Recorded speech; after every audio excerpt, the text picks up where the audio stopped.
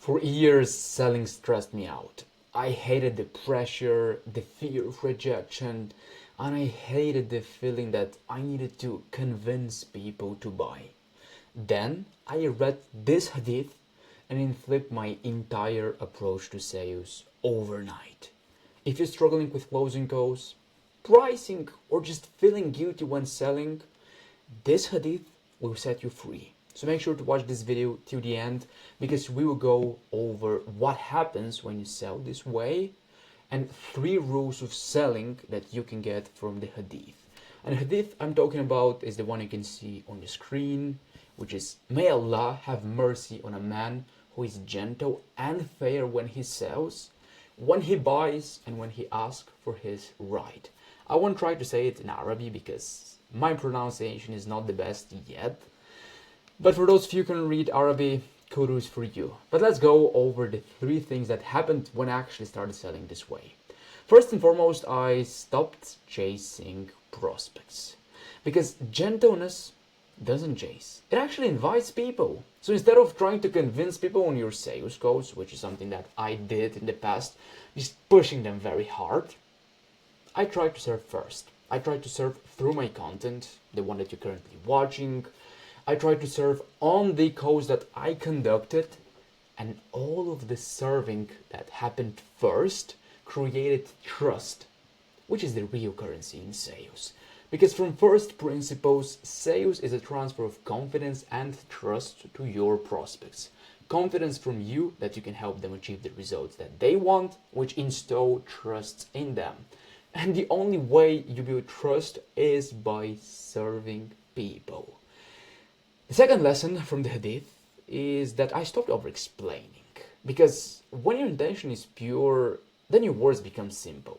Like you don't have to pressure people, you don't have to use any sales tricks or techniques.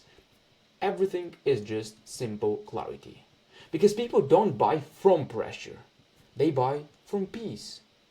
And for you to build this peace, you want to have pure intentions, be straight to the point and not over-explain. Because the more you over-explain, the more tricks you use, the less clarity a person has, and the less clarity they have, the less likely they are to move, which in this case, moving means them being your client. And when I actually did all of these things, my closing rate actually increased. In the past, it used to be in the range between 10 to 15%. I know it was low.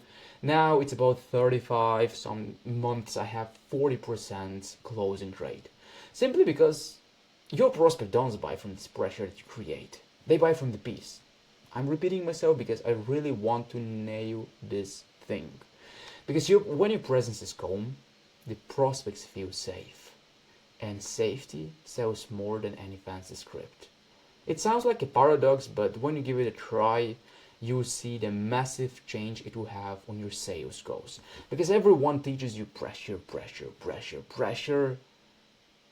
But the best thing in life and in business most of the times is actually to do opposite of what majority of people do. Because the fact that a lot of people do certain thing doesn't mean that they're right. It actually has the opposite effect. A lot of people buying a stock doesn't mean that this stock is good.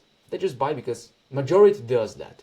Same goes for business. A lot of people using a script doesn't mean that it actually works. Most of the times it doesn't. So you want to use something different that actually aligns with you. And this hadith is your guiding map. So that's why I'll give you 3 rules of selling from just this one hadith.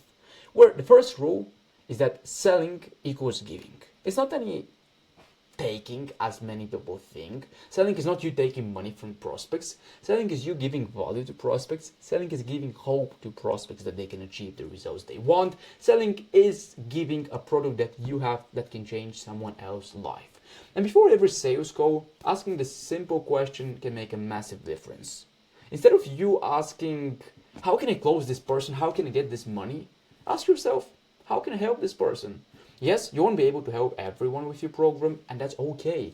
Harvard has 93% accepting rate in their student programs. Why do you have 100% acceptance rates? I cannot comprehend this. If your only requirement for someone to become a client is for them to have a post and money, and the post is optional, why would you get them as client? You want to get people that you can only help. In the long run, it actually is better for you. You can see right now all the results that I have in my program by clicking the first link in the description. It actually happened because I didn't accept everyone. There were people who had money and wanted to work with me, but they didn't align with my values. I saw that they are not the ideal client for my program. I saw that they didn't have the work ethic to implement what I told them. There were some things that just didn't align, and I didn't get them in my program for this reason. Yes, in the short term it hurt, quote unquote, because I didn't get their money. But in the long term I made actually more because the people that I accept have the work ethic, they implement, they have these amazing results, and I tend to attract more people just because of that. And it all started with me asking this question: can I help this person? If the answer is no, cool, go on. This small intention shifts your entire energy, and as I just explained, it shifts your entire business. The second rule here is fairness first and the profit second, which is similar to rule number one. And fairness for some people means that they're being cheap, but it's actually not true. Fairness means that your price is based on your value. And the advice I always give to my clients when it comes to the price for their program: charge what they're confident in charging.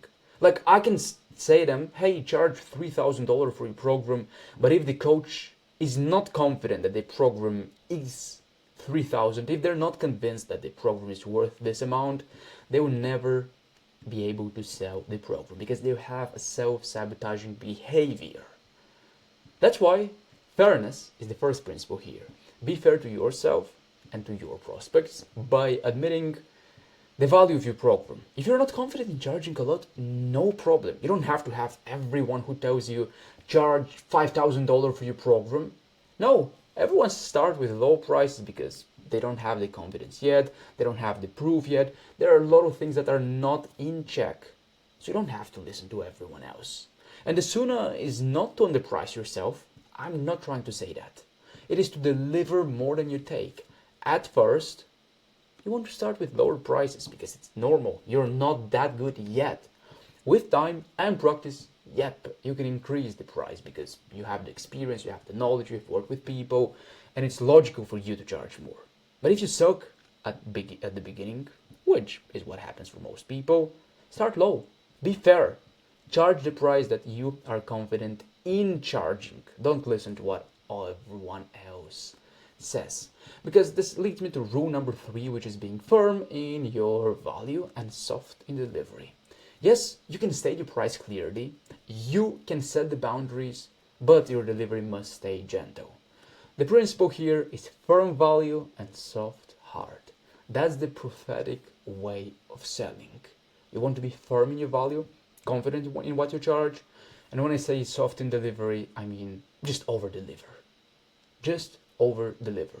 But you're doing this at first. Yep, it costs you time and sometimes money, but in the long run you make way more. Not only in terms of money, sales, also in terms of client results, in terms of reputation, which is arguably one of the most important things in your business. So make sure to screenshot this hadith if you have to, with my cool face on. But please, make your own tadabbur on this hadith. This is what I learned from it.